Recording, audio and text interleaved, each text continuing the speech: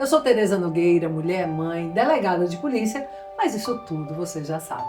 Sabe também que esse podcast é um espaço dedicado às mulheres que desejam estar mais antenadas sobre seus direitos, mas também para aquelas que precisam sair da violência. Portanto, sejam todas e todos muito bem-vindos ao podcast Chama Delegado. No episódio de hoje, chamado Banco Vermelho e o Grito pelo Feminicídio Zero, nós vamos conhecer um pouquinho mais dessa história. Hoje o agosto ainda é lilás, mas a cor do nosso dia é vermelha. Um banco vermelho.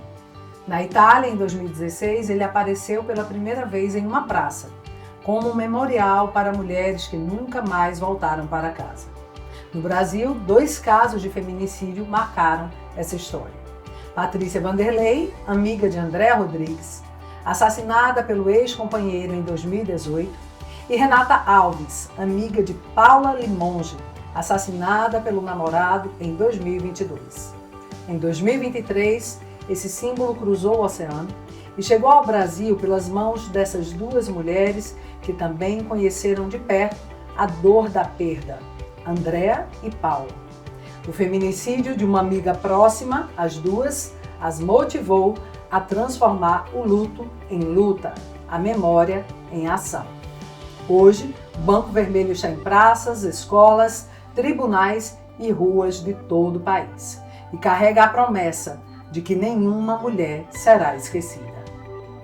André Rodrigues, presidente do Instituto Banco Vermelho, ativista dos direitos das mulheres, é uma das fundadoras do movimento Banco Vermelho no Brasil. Transformou a perda em luta por justiça, liderando a implementação do projeto que hoje é símbolo nacional de enfrentamento ao feminicídio. Sob sua liderança, o movimento se tornou política pública e inspiração para milhares de mulheres. Paula Limonge, vice-presidente do Instituto Banco Vermelho, comunicadora e ativista, cofundadora do Banco Vermelho no Brasil. Atua na articulação institucional e mobilização social do projeto, levando informação, acolhimento e conscientização para todo o país. Ao lado de André, tornou o luto um instrumento de transformação coletiva. Sejam muito bem-vindas, André. Prazer enorme ter você aqui. Paula, prazer. Que presente hoje a gente fechar o mês de agosto com essas 2 potências que levantam esse tema tão importante, né? Uma verdadeira bandeira, uma luta pelo feminicídio zero. Obrigada. Presente pra gente estar aqui, ter recebido esse convite seu, Tereza Nogueira, delegada, mulher maravilhosa, uma inspiração pra gente. Eu confesso que eu já queria ter sentado nesse sofá, mas como ela sentou no Banco Vermelho do DHPP primeiro, então eu fiquei mais tranquila. Mas o grande prazer estar aqui hoje. Obrigada por estarem aqui. E tá todo mundo curioso e curiosa, né? Para saber como é que essa história começou. Eu fiz uma leitura aí do contexto, 2 casos emblemáticos. A gente já teve a oportunidade de conhecer e eu pude ver de perto a emoção de vocês 2 quando vocês falam sobre essa história. Claro que o que eu fiz aqui, gente, foi só uma pincelada e eu gostaria que vocês falassem um pouco mais. Andréa, fala um pouco sobre essa dor que te motivou, sobre esse caso que marcou a tua vida. Na verdade, é literalmente um luto transformado em luta. Eu perdi a minha melhor amiga em novembro de 2018. Ela foi assassinada pelo ex-companheiro, que não aceitava a separação. E eu não tive a chance de velar nem enterrar minha amiga. E isso é muito triste, você não conseguir encerrar esse ciclo, né? Você se despedir. Porque eu só esperei o dia amanhecer e peguei o meu celular e fui à DHPP.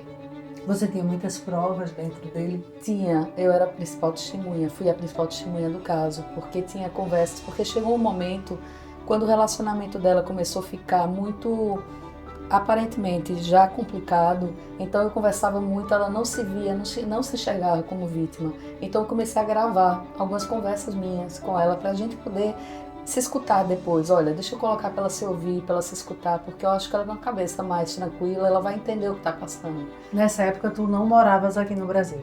Eu passava cada 15 dias, eu ia para a Itália, dava aula lá de História da Arte na Itália e voltava para o Brasil.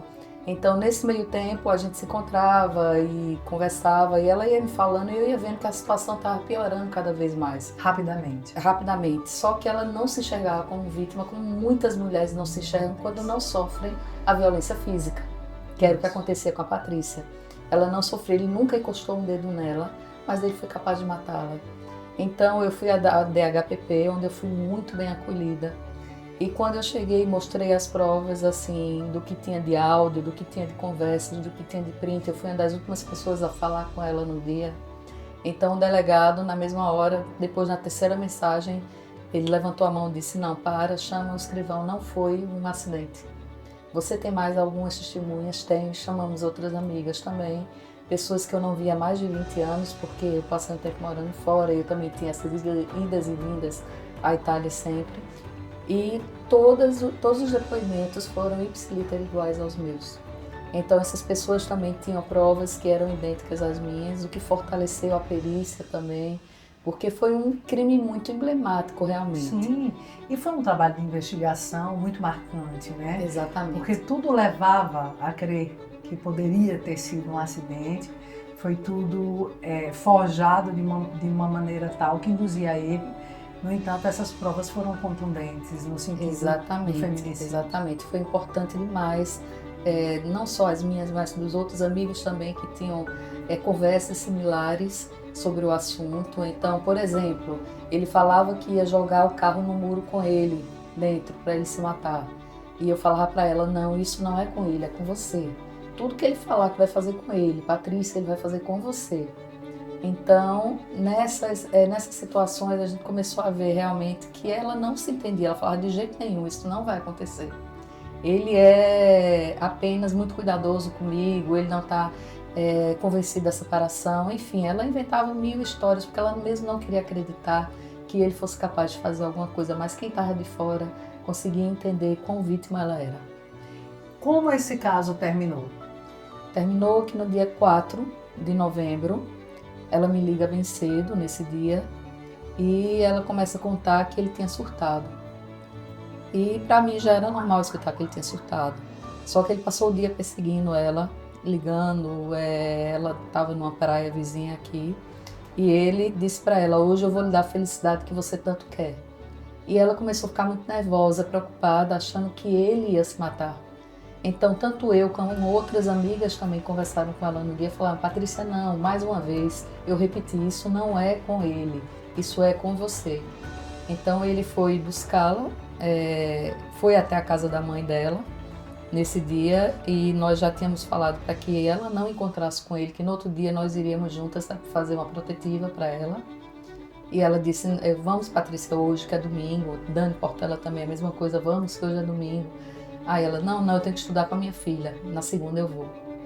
E aí o que aconteceu foi que ele chegou lá, pediu para ela descer, convenceu os filhos para que ela descesse, e ela desceu e foi perguntar o que ele queria, e ele, quando ela entrou no carro, ele atirou o carro, saiu com o carro e atirou quase na frente da casa em altíssima velocidade. Todas as câmeras mostram isso, a perícia foi extremamente bem conduzida também, para mostrar que não houve frenagem. Houve aceleração, não foi? Exatamente. E o carro estava onde, Andréa? O carro, ele estava, num dia depois, todo mundo: cadê o carro, cadê o carro? O carro estava na cegonha, indo para outro estado. Ele tinha um parente que era perito também e que conseguiu, fazer. Tentou sumir com a prova, né? Tentou sumir com a prova. Mas foi uma força-tarefa realmente dos amigos, das pessoas que estavam próximas, da sensibilidade da DHPP foi muito importante nesse contexto todo. O trabalho foi conduzido por um delegado do DHPP aqui da cidade do Recife. Exatamente, foi conduzido, muito bem conduzido. Um trabalho excepcional, não foi? Excepcional, excepcional, porque imagina você, não existe na literatura jurídica um caso de uma pessoa estando dentro do carro e provocar a morte da mesma pessoa do lado, de outra pessoa ao lado. E ele saiu sem nenhum arranhão desse carro? Sem nenhum arranhão, andando normalmente. Tentou dar a entrada no hospital, mas não conseguiu. O hospital viu que ele estava bem. Ainda bem que tinha uma enfermeira lá nesse hospital que entendeu que estava com alguma coisa errada e ligou para a polícia. Mas foi um trabalho realmente de uma força-tarefa muito grande. Mas se nós não tivéssemos tido a escuta tão sensível que tivemos, porque quando nós fomos instalar o Banco Vermelho, quando foi, Paula? Foi na semana passada, né? Sim. Na quinta-feira. Eu tenho a honra de dizer, viu, minha gente? Não, deixa que se eu vou contar. Sim. Eu tenho a honra de dizer que o primeiro Banco Vermelho do país instalado em delegacia, foi instalado onde? Diga aí, André. DHPP. O DHPP é a unidade que eu tenho a honra também de trabalhar nessa unidade. Muitos feminicídios investigados, inclusive nosso DHPP. Tem 0 de inquérito para remeter, pendente de remessa. Todos os inquéritos de feminicídio da nossa unidade, todos foram remetidos para a Justiça. Então é um orgulho para a gente. E o Banco Vermelho está lá na porta do departamento, eu faço parte, sou uma das delegadas do departamento e muito nos orgulha porque é simbólico. Exato. Quando eu entrei lá para instalar o banco, foi assim, eu revivi exatamente tudo que aconteceu há quase 7 anos, né? Então eu encostei naquele corrimão e lembrei do mesmo temor que eu tive na primeira vez que eu entrei na delegacia e para um caso tão sensível como a perda da minha melhor amiga. E eu fui extremamente bem acolhida.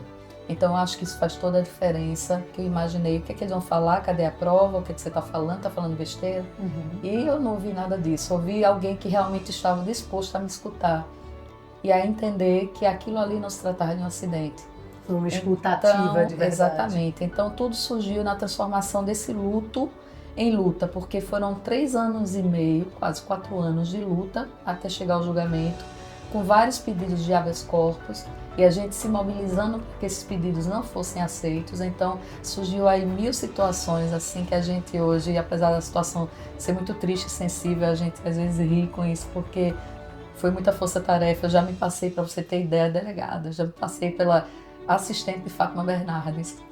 Juro, espero que nenhum desembargador assista, por favor, porque senão eu posso ser presa, né? Mas liguei... Já forjou coletiva de imprensa. Já liguei para desembargador dizendo que era assessora do programa, que ia colocar ele no ar ao vivo, para ele dizer por que ele ia dar habeas corpus. Já forjou. Coloquei refletores de luz para dizer que era a imprensa, porque a gente sabe que o poder que a imprensa tem realmente é muito forte, né? De poder estar perto. E o caso de Patrícia foi amplamente coberto. Então, mesmo assim, durou 3 anos e meio. Então, precisava a gente estar na luta diariamente para que ela não virasse uma estatística. Então, foram 3 anos e meio de muita luta, de bazar, de workshop, de palestra. Então, nesse momento, o que aconteceu? Muitas mulheres, elas chegavam até mim e falavam: olha, você está lutando pela sua amiga, luta pela minha vizinha, luta pela minha mãe, luta Então, pela isso minha ganhando uma irmã. força maior ainda. Exatamente. E eu comecei a entender, não é só sobre Patrícia. É isso mesmo. Gente, eu faço questão agora de fazer um apontamento.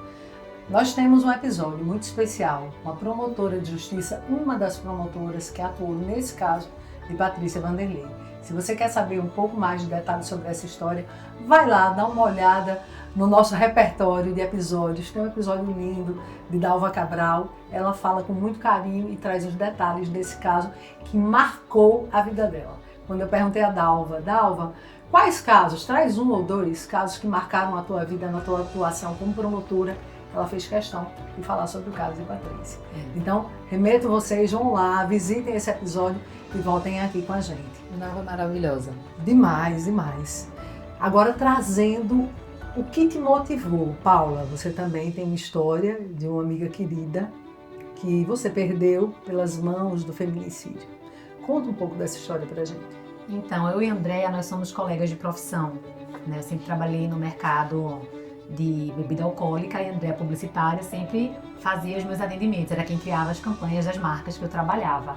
E eu acompanhei esse luto dela no momento da perda de Patrícia e, infelizmente, a gente foi negativamente surpreendido com o assassinato de Renata em agosto de 2022. Renata era uma menina brilhante, independente, engraçada, carnavalesca, e uma risada que enchia uma sala.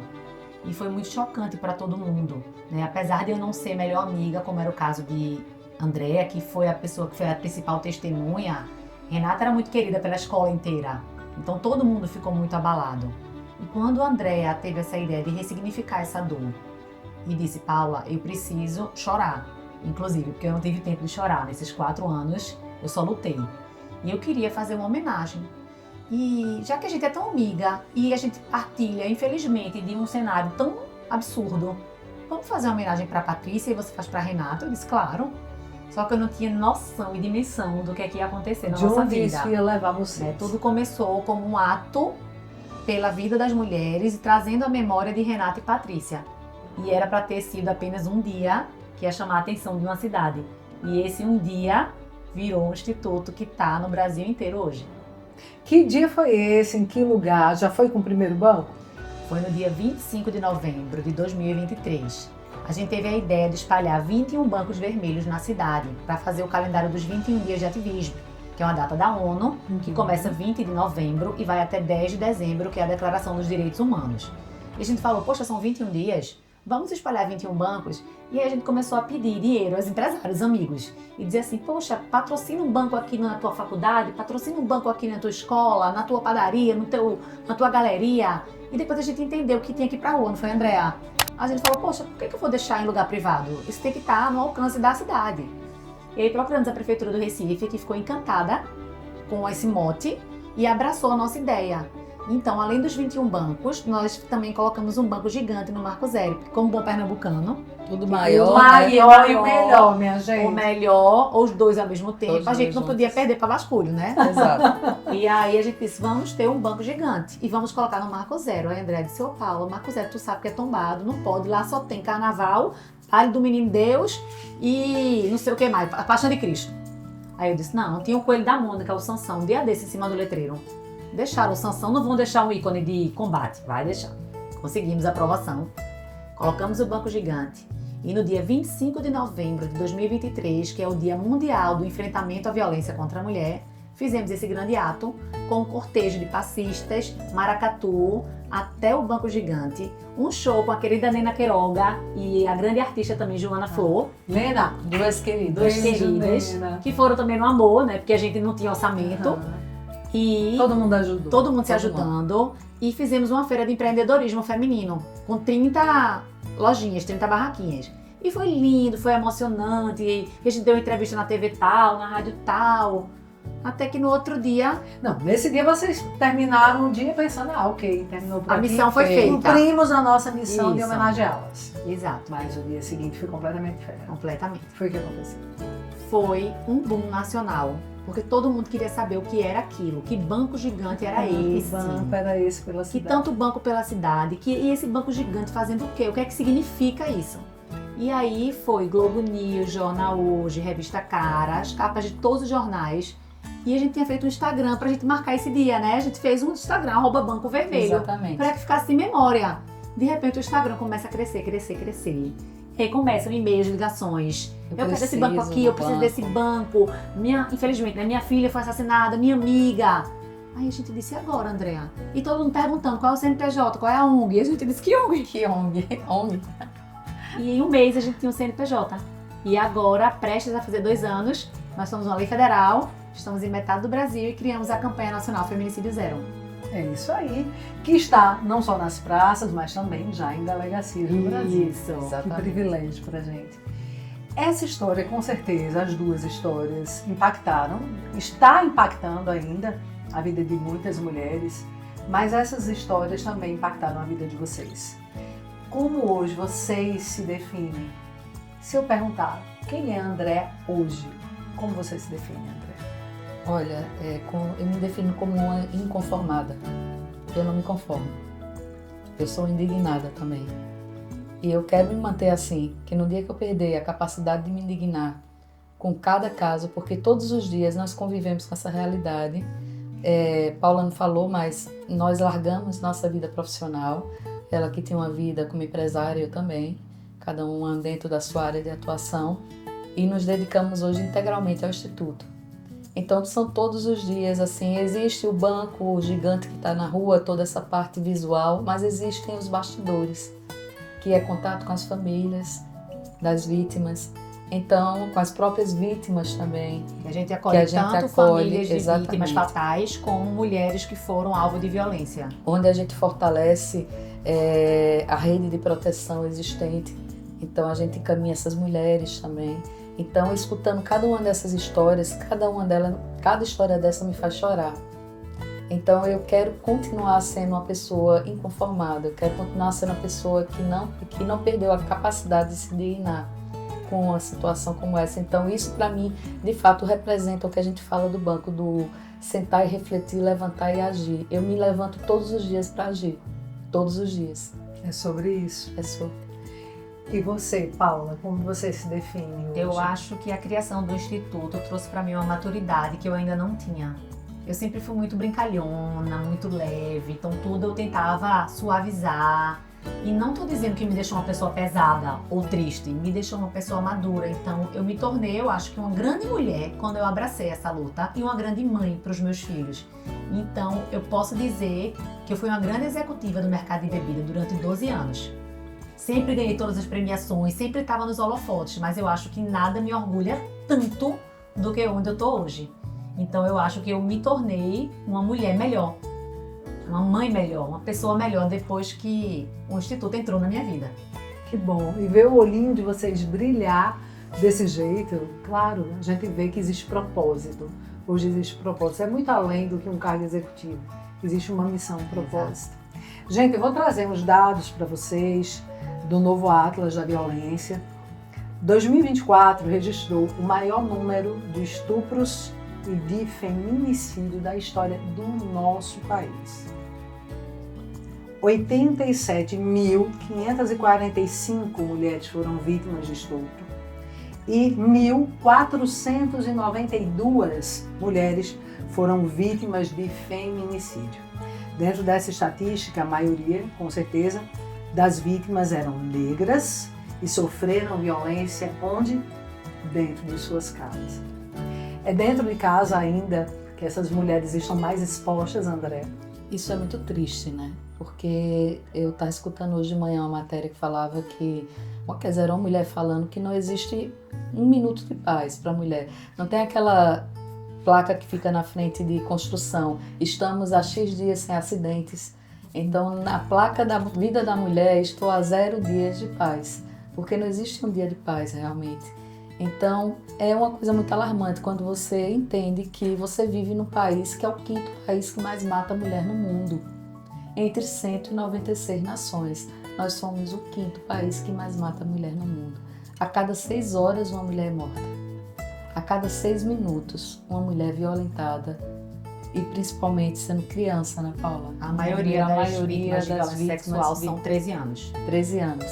E mais de 90%, eu acho que 95% dos autores de mortes de mulheres são os homens. Então, isso são dados muito alarmantes. E se a gente não mudar esse cenário de alguma forma, nós corremos o risco de passarmos a ser o 4º país que mais mata a mulher no mundo. Então, eu acho que isso tem a ver, sim, com cada um de nós, com cada pessoa, como sociedade civil, cada empresa, cada empresa privada, cada órgão público. Eu acho que tem que ser uma luta de todos e de todas, e principalmente dos homens também, já que eles são os vetores dessa violência, eles precisam também fazer parte dessa solução, o que a gente fala. Mas me surpreende muito ainda como a mulher ainda é culpada por tudo, né? Recentemente teve a morte de uma jovem no baile funk no Rio de Janeiro, e os comentários são, se não tivesse no baile funk não tinha morrido. Então, assim, a culpa de ter morrido é dela, porque estava no baile funk. Isso, não é de quem matou. Eu li um que falava, se estivesse em casa, não teria acontecido. Mal sabem eles que a casa hoje é um dos lugares mais inseguros para a mulher. Verdade, sem dúvida. Inclusive a mesma estatística, fala que os autores dos crimes são majoritariamente, já que a gente já viu que seria dentro de casa, os companheiros. Companheiros ou ex-companheiros. Mais de 60% são os companheiros e quase 20% ex-companheiros.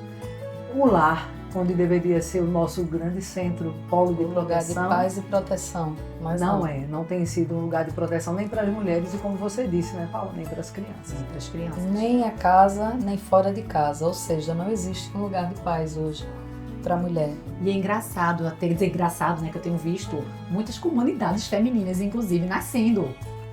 Porque elas se sentem seguras. Eu estava vendo uma na China agora, que são várias mulheres que moram.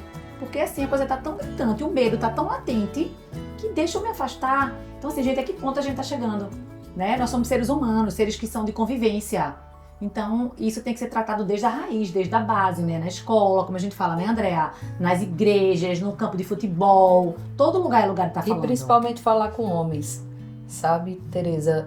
Uma coisa que a gente traz muito enquanto atuação do Instituto é a necessidade de trazer o homem para essa conversa, Tem para que esse trazer diálogo. para esse diálogo. Não pode mais ficar só, a gente não pode ficar mais só nessa bolha, nessa roda, falando para nós mesmas, mulheres. Porque, como Paula falou, todo encargo hoje cai no ombro da mulher. Ela que identifique o abuso, ela que não se cale, ela que denuncie, ela que não vá pro baile sobreviva, funk, ela que não Não use saia. uma roupa que ela quer ela mais que não- decotada. Ela que não volta na parada de ônibus sozinha de noite, que a culpa é dela também. Ou seja, ela que lute, né? Então, assim, e os homens? Onde é que eles estão? Eles estão calados. Os que são agressores não se enxergam como agressores, porque hoje é difícil você realmente ter um homem que se entenda como agressor. E aqueles que não são agressores são omissos. Eles não se colocam, porque a omissão também é uma forma de agressão. Muitos nem se posicionam diante dos amigos, numa Exato. roda de conversa. Eu falo muito isso com o Gustavo. Eu digo, Guga, quando você estiver numa mesa, independente de ter uma outra mulher que vê uma temática machista, se posiciona.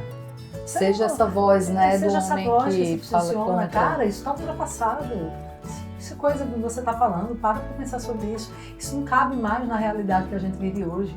Que futuro é esse que a gente quer deixar para os nossos filhos, né? Exatamente. Então nós temos essa dinâmica dentro do Instituto de falar com homens. Inclusive fizemos, né, Paula, uma ação muito interessante, que é o Banco Vermelho Vai à Obra. Isso, a gente tem muito orgulho, né? Que é um desdobramento de uma das ações que o Instituto faz hoje. Nós fomos adotados pela construtora Rio Ave, que entendeu a necessidade de fazer alguma coisa, né? Uma recente pesquisa do CNJ concluiu que 40% dos homens que hoje estão em grupos reflexivos com medidas protetivas, eles são oriundos da construção civil. Em Pernambuco. Em Pernambuco, tá? Estado de Pernambuco. Que a gente acha que é um espelho do Brasil todo, porque só quem é mulher sabe o que é passar na frente de um canteiro de obra.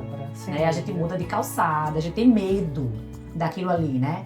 E aí a gente começou a provocar o sindicato, a ADEME, até que essa construtora pernambucana, a Rio Ave, disse, poxa, eu não vou ficar parado não. Eu tô empregando 40% dos agressores de mulheres em Pernambuco, eu tenho que fazer alguma coisa. E aí nasce o Banco Vermelho Vai à Obra, que é uma grande iniciativa, onde a gente vai até os canteiros de obra. Vocês vão pessoalmente? Pessoalmente. A gente leva um banco vermelho, leva material, leva panfleto, leva uma equipe da Uninasal, que também é parceiro nosso demais. Então a gente conta com o corpo dele, jurídico e psicológico, para no fim dessa jornada, né, a gente dar essa condição ao trabalhador. A gente chega lá e diz, ninguém veio aqui para julgar, a gente está aqui para ajudar e esclarecer. Porque às vezes a gente está agredindo e não sabe. Então a gente está aqui para poder dividir conhecimento e está trazendo profissionais para que vocês tenham acesso. Então, delegada, a gente acredita que esse cenário, essa realidade é nacional e que esse exemplo aqui de Pernambuco, ele seja replicado tanto por outras construtoras daqui do estado, como também Brasil afora. A gente já tem, inclusive, uma grande empresa, né, André, em São Paulo, que já está aqui afinando os ponteiros para começar o Vai à Obra lá. E a gente acha que isso pode mudar a realidade de um país, né? Não tenho dúvida. Existem padrões sociais e a gente precisa olhar para esse lugar. Padrões culturais, estereótipos. Muitas vezes, muitos agressores que eu cheguei a entrevistar, eles estavam convictos de que aquilo que eles estavam fazendo não tinha nada de errado. Olha, eu sempre explico, eu começo a minha palestra lá no canteiro de obra, contando a experiência que eu tive no Uber.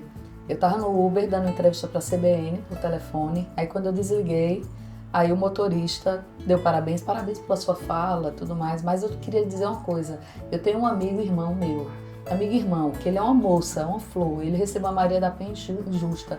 Ele não, assim, totalmente injusto, porque ele é capaz de ferir uma muriçoca que passar na frente dele. Eu falei, foi mesmo, foi injusto, me conta essa história. Aí ele foi contar aí contou, deixei ele falar. Aí ele nunca encostou um dedo nela e ele recebeu a Maria da Penha. Eu falei, você sabia dos 5 tipos de violência segundo a Lei Maria da Penha? E comecei a falar para esse homem dos 5 tipos de violência. Falei, não só tem a violência física, tem a psicológica, a moral, a sexual, a patrimonial. Então todos esses são tipos de violência e são passíveis de pena do mesmo jeito.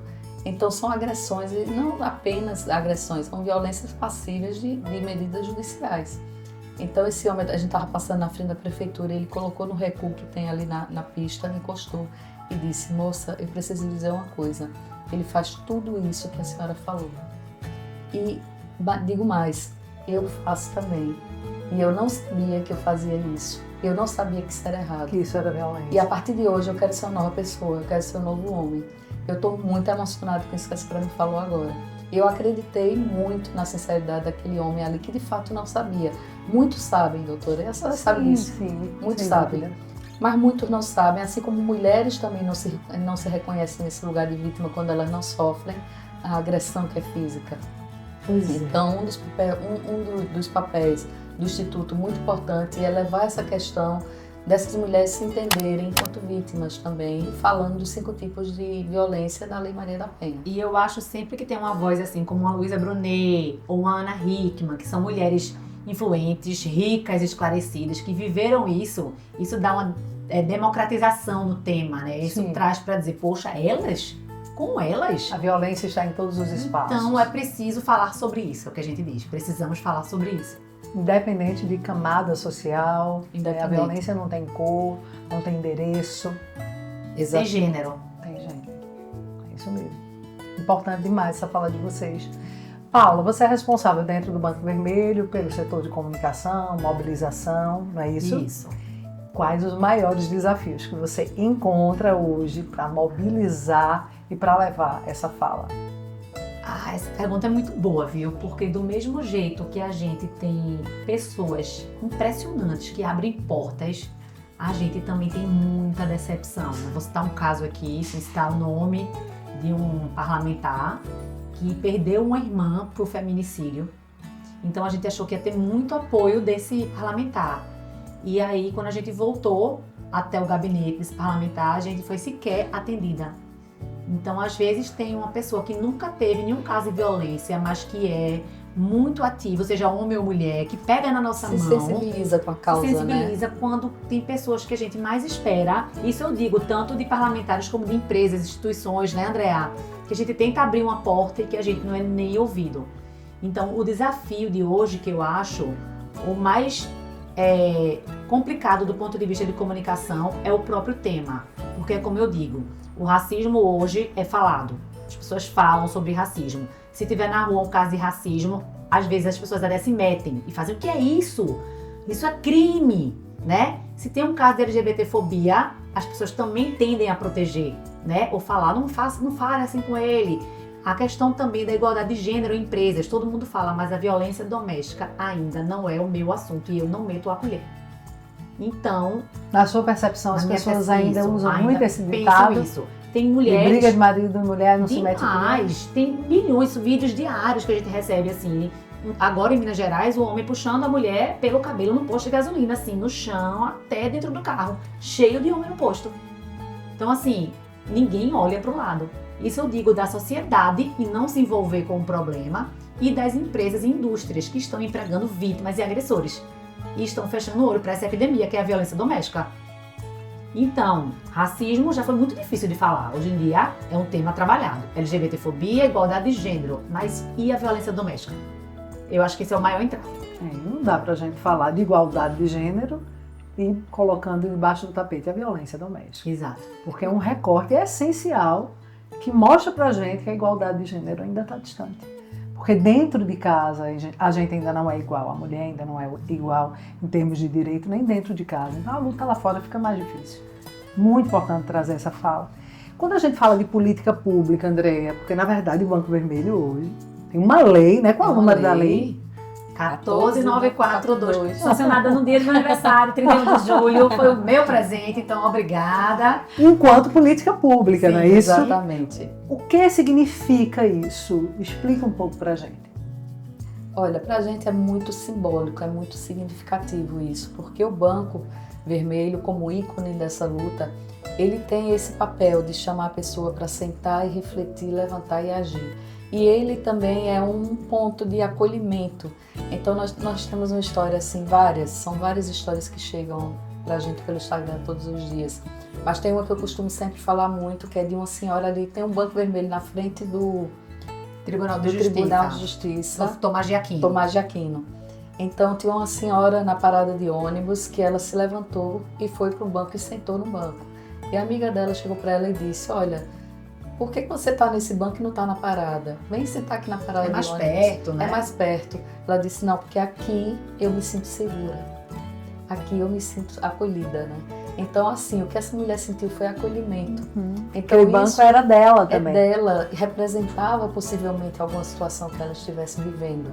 Então, é essa a função, quando a gente entende uma política pública, fazer com que a pessoa sinta acolhida por essa política que está ali em questão, como é o caso do Banco Vermelho. E também possa encontrar uma luz ali, né? Porque a gente diz, você não está sozinha e traz números de telefone.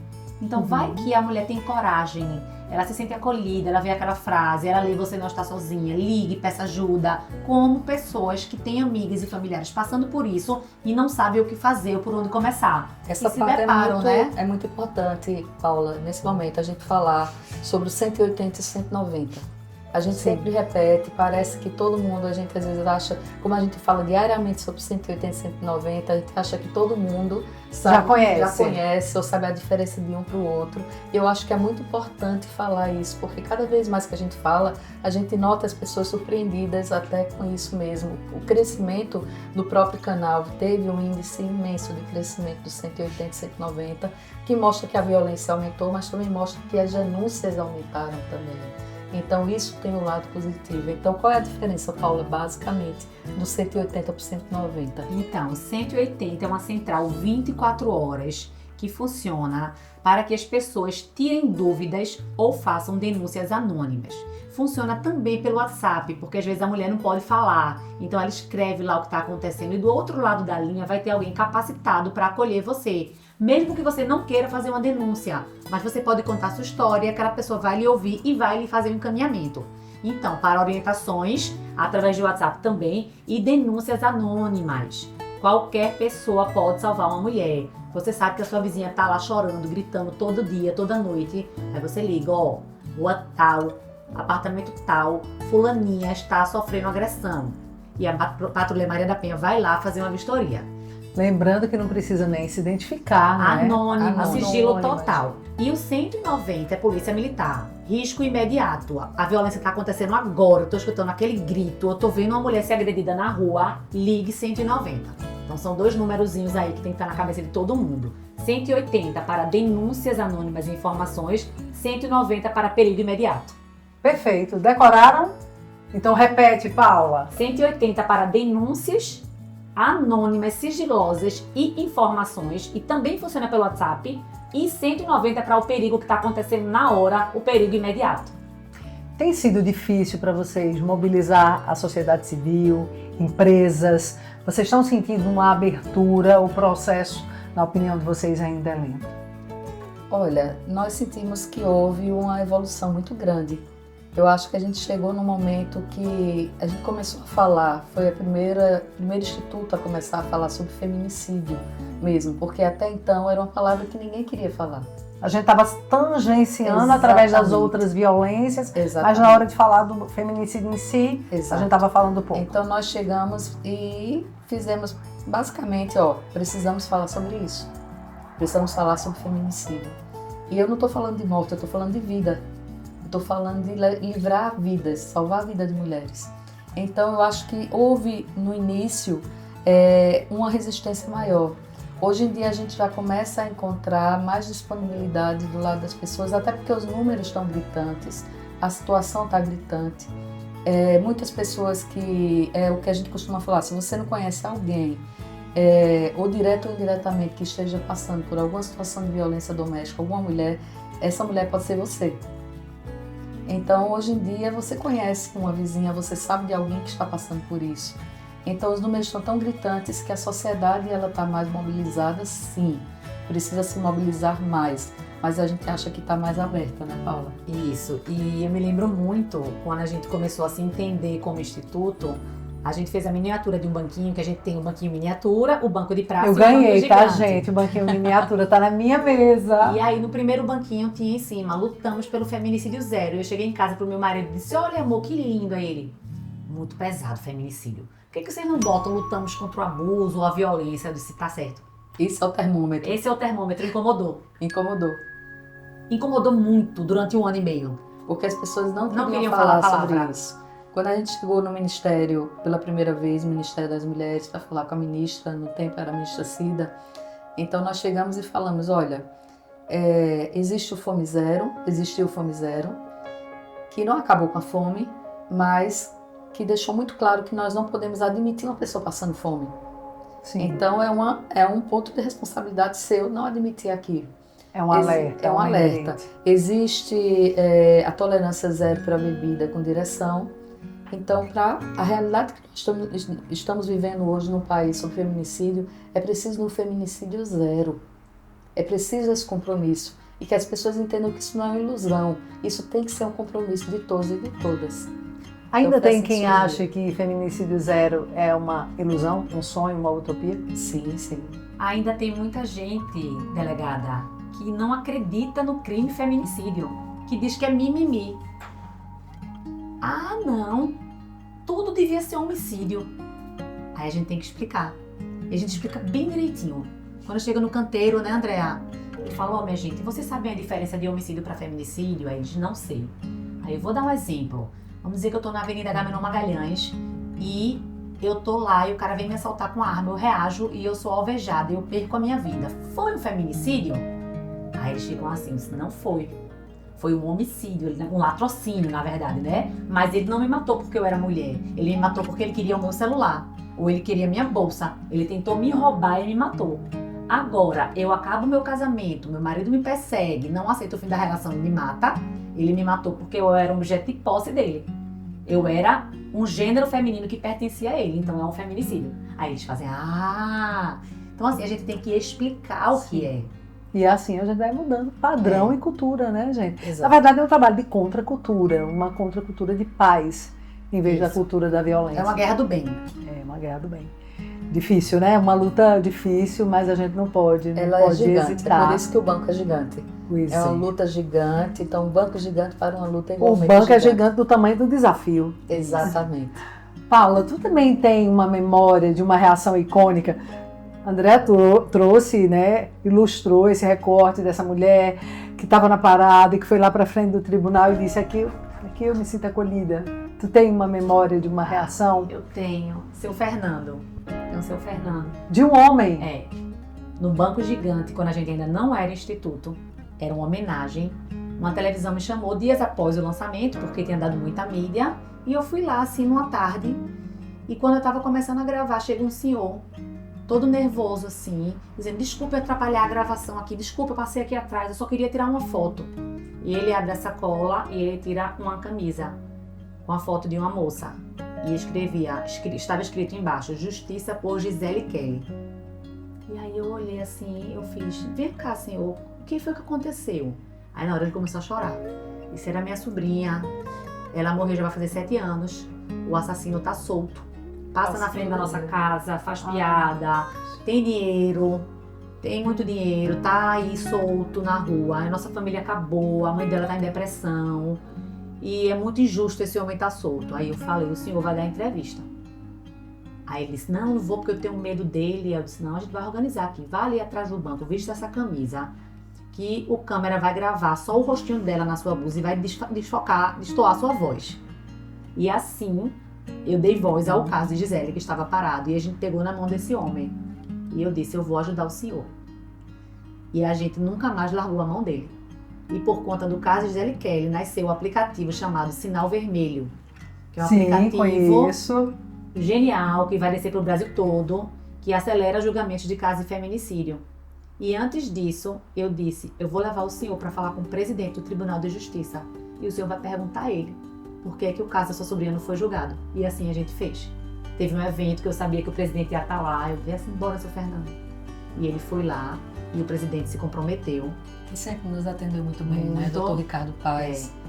E É, aí, gente, nesse bacana. tempo aí, ele foi o caso 0, Gisele Kelly, foi julgado ano passado. Ele foi condenado a 28 anos de prisão. E tudo começou Tudo começou com uma blusa com em uma cima blusa do em cima banco, de um banco. de um banco vermelho. Parabéns. Meninas, só por esse exemplo que vocês me trouxeram agora, já vale a luta, não já? Já Vale demais. sim. Cada exemplo desse já vale a luta. Como é bom Nossa, a gente vê um propósito por trás dessa missão. Isso é muito, muito maior do que qualquer uma de nós, né? É para todas nós. E por que vermelho? Sangue das mulheres. O vermelho, para vocês, tem uma conotação para além do sangue das mulheres? Tem o sangue, tem o sinal vermelho de pare, o sinal de trânsito. Então, E tem é um amor pare. também, né, Dea? E também tem um amor, exatamente. O vermelho também é o coração, né?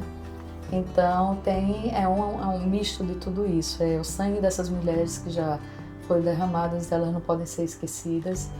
É o sinal vermelho de pare do trânsito, mas também é o coração. É o amor que a gente tem colocado nessa causa, nessa luta diária. É o amor que pulsa E e é é vermelho. justamente o amor da prevenção, que a gente acha que aquele banco pode salvar a vida de alguém. Então ali tem amor envolvido, ali tem alguém falando com você, né? Então a gente espera que com amor e prevenção a gente consiga salvar mais vidas. É isso aí. E saúde mental, tangenciando aí a temática, porque a gente fala de vários tipos de violência que termina culminando no feminicídio consumado, pode culminar se a gente não der atenção antes, se a gente não sair antes, ou se a gente como amiga não observar antes. Saúde mental, como vocês, depois de todo o processo de dor que vocês viveram, vocês de alguma forma ressignificaram isso através de uma missão de vida, de um propósito, simbolizado e materializado através de um banco lindo, que também é vermelho. Vocês têm cuidado da saúde mental de vocês? Sempre. A gente pode rir e cortar, tô brincando. Na verdade, Vou cortar? Não, vou deixar, aviso logo. Na verdade, são dias de luta e dias de glória, né, André? Mas são duas pessoas atípicas também, vale a pena falar isso, porque isso fortalece até outras mulheres também. Eu sinto orgulho de falar que eu sou uma mulher no espectro autista. Paula, ela é TDAH, então juntam uma mulher no espectro autista com a TDAH. Então, imagina o que pode dar, né? Sim. Então, a gente, quando as pessoas perguntam, você imaginaria que isso ia acontecer, que ia chegar a esse ponto? Não. Eu acho que se a gente tivesse imaginado tudo isso, nós não teríamos feito. A gente simplesmente se levantou e foi fazer. Então, a gente não imaginou, não E planejou. deixou acontecer, deixou e foi acontecer. acontecendo. Exatamente. Então, é muito como falava Rubem Paiva, né? Ele falava que se eu tivesse planejado tudo, se eu tivesse seguido meus planos, eu não teria chegado onde eu cheguei. Então, se a gente tivesse planejado absolutamente tudo, né? É tão natural e tão genuíno que quando a gente chega em Brasília, a gente tem ido muito a Brasília. A gente é o que a gente é, porque a gente não se preparou para ser isso. A gente está sendo isso. A gente está entendendo o que fazer, como falar, como agir, como se portar nesse mundo, né? Que atuações, que atividades. Então tem muita história engraçada em Brasília, né, Andrea? A gente, toda vez que vai a Brasília, a gente leva um monte de bolo de rolo. Porque aí todo mundo dá seu sorrisinho, né? Aí a gente diz que o nosso skincare é o óleo de peroba. A gente leva o óleo de peroba bom. Passa na cara. Porque assim, o feminicídio também não tem partido político. Nós somos superpartidários e sem fins lucrativos. Então eu falo com esquerda, direita, centro. E somos recebidas, delegada, Todos por todos parlamentares. e todas. E fatos engraçados, tem parlamentar que pede pra gente para falar com outro através, olha, você pode falar esse assunto com fulano, ciclano, porque todos nos recebem, porque sabe dessa nossa postura de sermos um instituto suprapartidário. Então o Instituto também está começando a abraçar projetos de lei? Sim, Também. sim. Tem até uma novidade em breve, né, André? Aqui em Recife. Exatamente. Vai ter uma lei nova na cidade. Que coisa Exatamente. boa, Eu gente. escrevo projeto de lei também.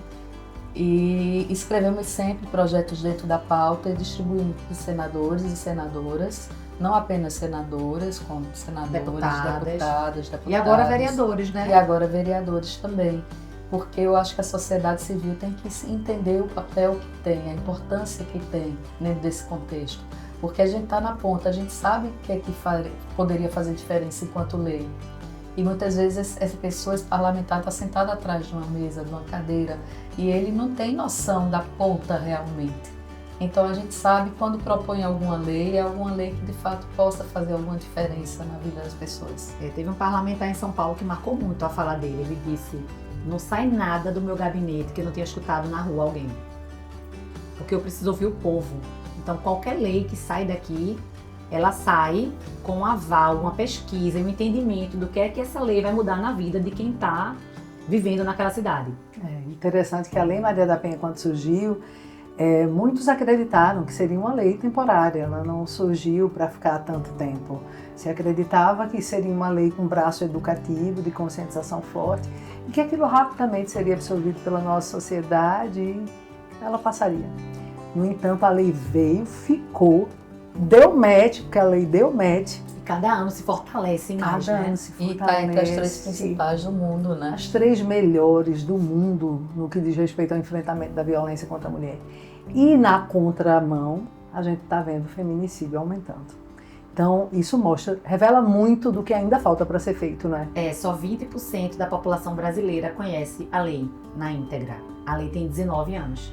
Esse Pois é um dos é. grandes problemas. Já é maior de idade a nossa lei. Isso. Andréa, o que você sonha para o Instituto nos próximos anos?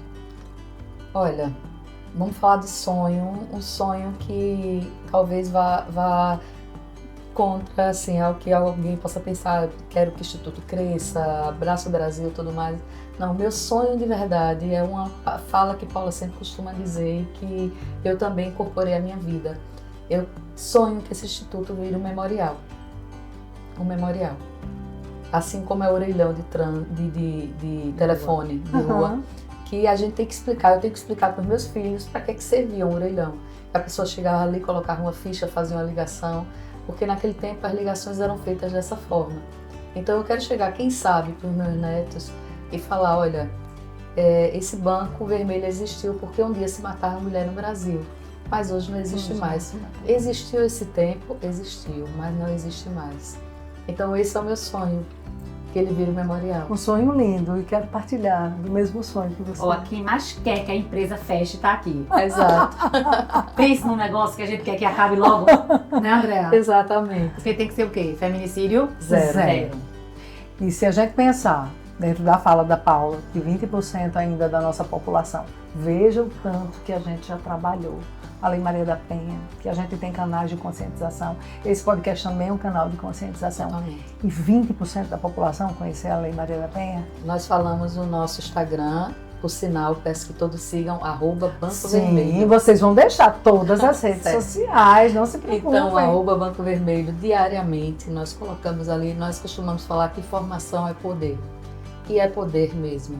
Então, o que acontece hoje? Quando a gente fica muito triste quando sabe que só 20% da população conhece a Lei Maria da Penha. Pois é, inacreditável. É inacreditável. Então, nós seguimos na nossa luta falando, trazendo luz para a lei, mostrando exatamente os 5 tipos de violência segundo a Lei Maria da Penha. E é impressionante quando você chega, por exemplo, nós fizemos uma palestra grande, vamos fazer outra amanhã, mas fizemos na semana passada. E a gente perguntou, se dirigiu à plateia e perguntou para aquela multidão. Mais de assim, 300 pessoas. tinha muita gente. E aí eu perguntei quem conhecia os 5 tipos de violência segundo a Lei Maria da Penha.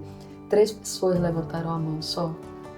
E não tem nem ninguém mais, assim. 3 levantaram, outros ficaram meio assim. A gente entendeu que, não apenas com a Lei Maria da Penha, mas o próprio Agosto Lilás.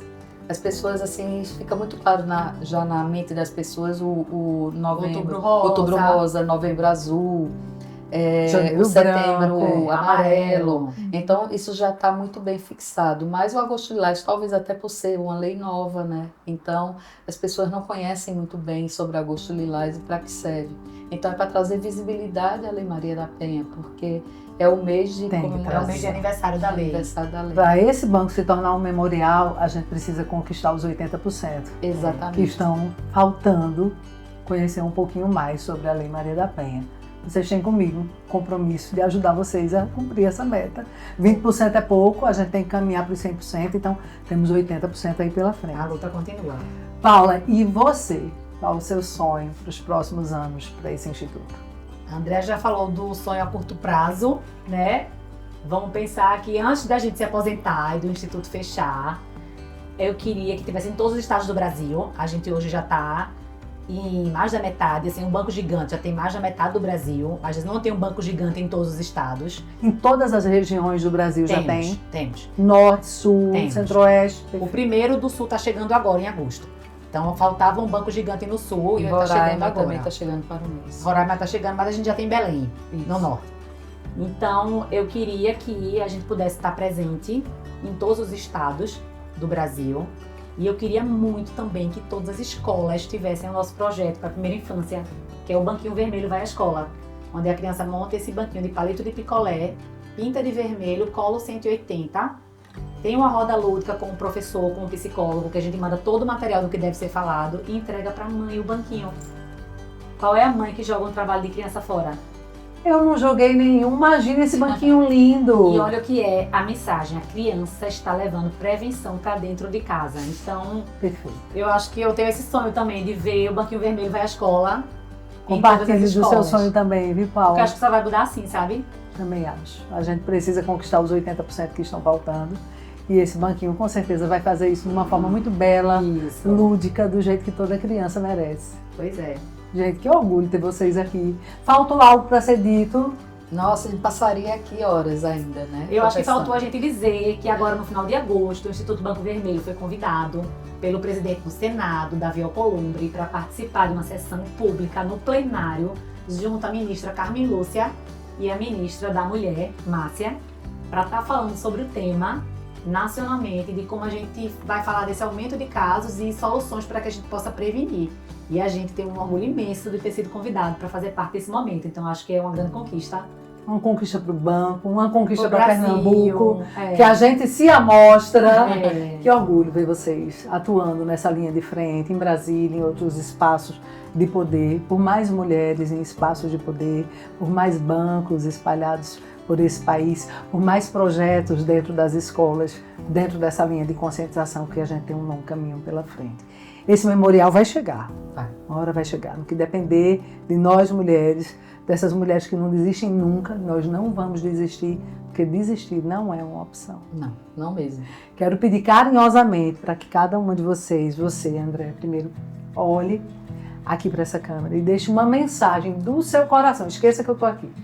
Uma mensagem do seu coração para qual? Para essa aqui. Pra cá, né? A Rosinha.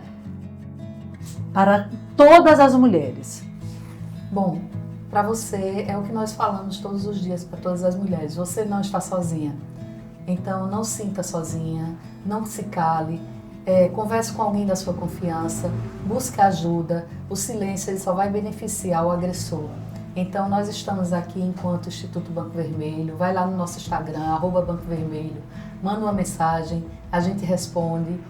Pode demorar um pouquinho a resposta, né, Paula? Mas a gente vai responder sim com muito carinho e muito amor. É isso. É isso, é sobre isso, né, André? É sobre isso. E você, Paula, faz a mesma coisa. Olha aqui pro Rosinha e deixa a tua mensagem do coração para todas as mulheres.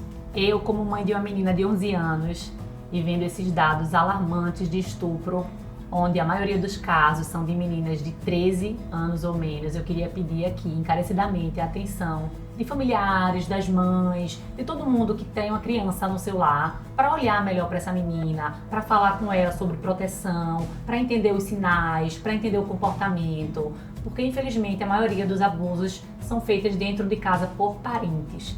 Então, às vezes, aquela pessoa que a gente nem imagina é uma pessoa que está agredindo a nossa criança. Então, o meu pedido aqui é que olhem para as meninas e protejam as meninas. E, gente, dentro dessa linha do que Paula trouxe, eu preciso lembrar, gosto de lembrar, lembrei no mês de maio, mas existe o semáforo do toque. É uma forma lúdica de você ensinar para a sua filha, para o seu filho, para o sobrinho, para o neto, sobre onde pode tocar.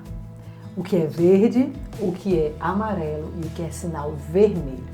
Ensine seu filho, ensine sua filha sobre isso, porque com certeza vai ter um futuro diferente.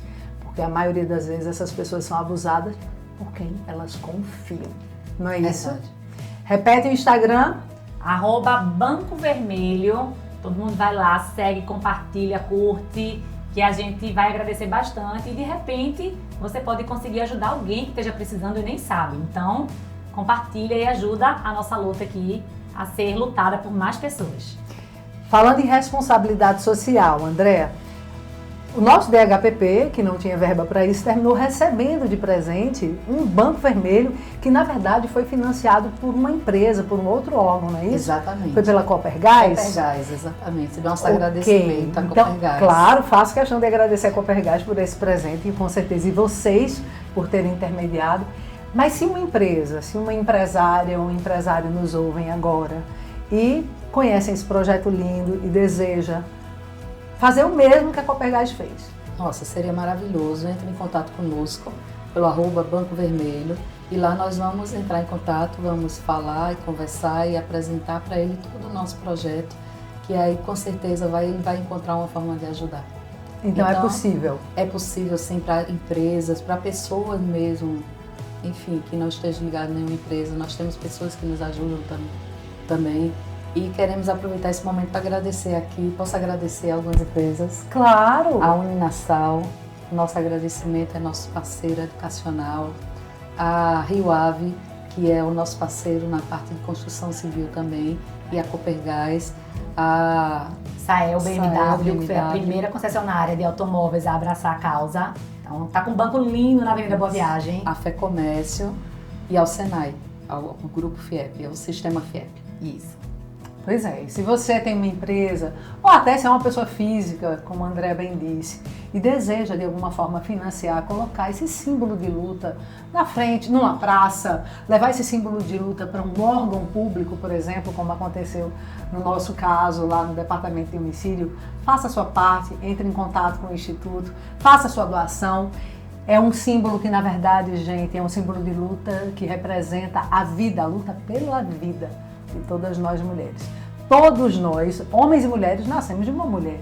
Todos não é verdade? viemos de útero, exatamente. Todos viemos de um útero, então por que não fazer parte dessa causa? Exato. Meninas, muito obrigada. Obrigada! Por favor, tira essa foto. E eu vou quebrar o protocolo aqui para dizer Quebre, vá. que eu queria rebatizar o programa com Chama Delegata. Ah, meu Deus! Obrigada, tô me sentindo linda. A gente que agradece.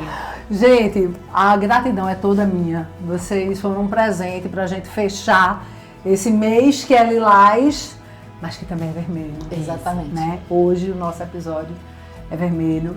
O nosso episódio sobre o Banco Vermelho, sobre esse grito de luta em benefício da vida de todas nós mulheres. E aí? Você gostou do episódio? Curtiu? Compartilhou? Já mandou para todo mundo, para as amigas, para os amigos, para a família? Pois é. É só chegar e se inscrever no canal e ativar o sininho. Afinal, essa casa é sua, essa casa é nossa.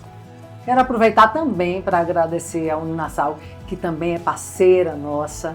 Quero deixar aqui meu agradecimento à Astral Veículos, à Paz Contabilidade, Trio Comunicação, Instituto Faneco, Grupo Mulheres do Brasil, Núcleo Recife e Partiu Entrega. E claro, ao Instituto, esse Instituto Porreta, que é vermelho, ao Banco Vermelho. Te espero aqui. Chama a delegada, um cheiro no seu coração e até o nosso próximo episódio.